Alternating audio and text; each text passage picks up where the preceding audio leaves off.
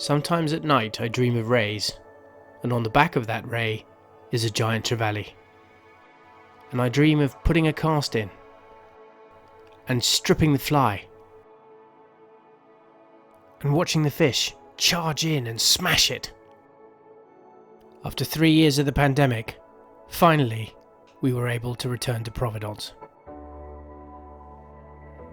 After the team embarks at Farquhar, the first afternoon is always spent getting all of our kit ready for the following week. Lines and rods and reels explode out of bags and are slowly put together. Afloat under a liquid sky and a full moon, we sit on the back deck and marvel about where we are and what we're about to experience.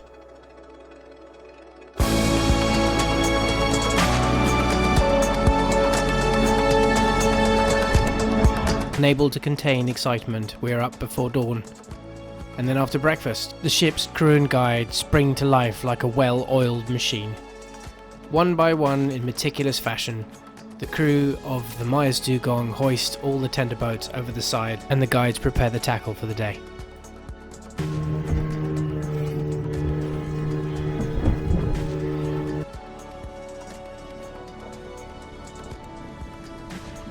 So here we are on Providence this morning, day one. We're wading up towards Providence Island, which is up in that direction up there. We've been waiting for some decent light. We're wading across this rather difficult mottled bottom. It's quite difficult to see fish, especially at your waist depth. So in this scenario, you need to be looking for movement as fish cross over the mottled bottom.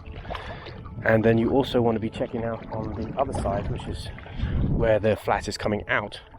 As the tide drops in this scenario, looking for bow waves coming off that. And that'll help you spot some fish in these rather harder positions. But Providence is phenomenal for this, just wading for mile after mile, looking for fish, and it's just gorgeous.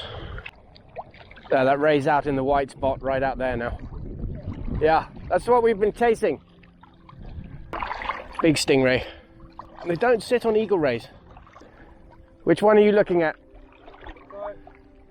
Not the one going away, the one coming towards us. Okay, the one that's coming up alongside him.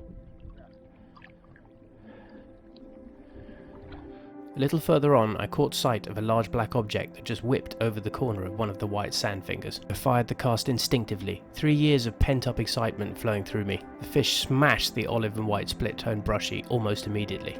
Nick slipped a well-practiced hand around its tail and bringing it finally to heel. It was a stunning fish of 92 centimeters, and finally I felt home again. It went a long time. Well done. A little later, a couple of bumpies came meandering across our path, and Piers got a shot in with a crab.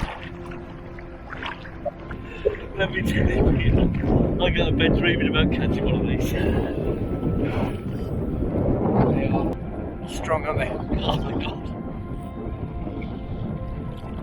Oh, wow.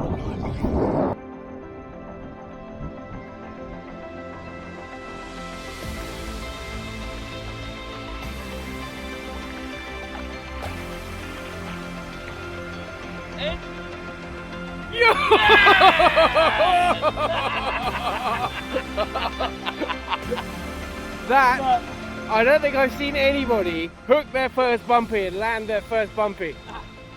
Piers had managed to get off the mark with the one fish he really wanted to catch, a bumphead parrotfish. Time to go off exploring.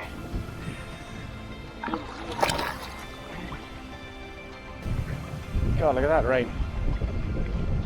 Nick's being clever, he's putting his coat on. We're obviously quite stupid because we brought these coats hundreds of thousands of miles and then decided not to use them.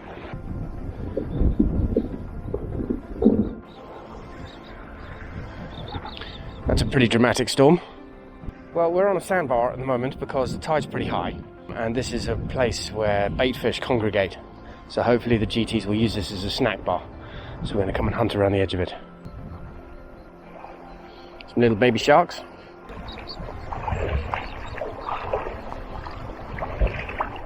Moving down to the lower end of the island, the fast-pushing tide had created an area of turbid and cloudy water that a group of GTs were piling in and out of and smashing bait.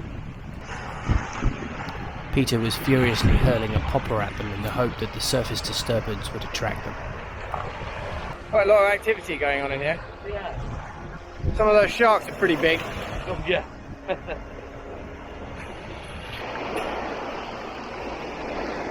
Small GT off the back of the guitar shark, I think.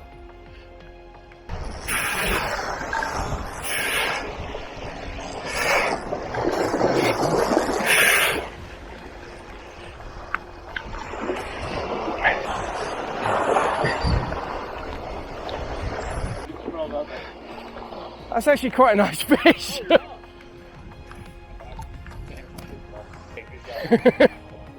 Thanks, man. Thank you very much. Would you care to return him to from whence he came? Oh, he grunted at you. Where's he going? Better bring it back here, because otherwise something big is going to eat it. It's pulling quite hard, Pete. It might be a little jeet. What's that coming in though? Is that a shark or is that a big ray? Are your fingers all right? Yeah. Got a bit of a rack on the knuckles then. That's my old fault. It's a nice GT. Despite the tougher conditions, it really had been a great day's fishing. Everyone was off the mark and we couldn't wait to see what the next few days would bring.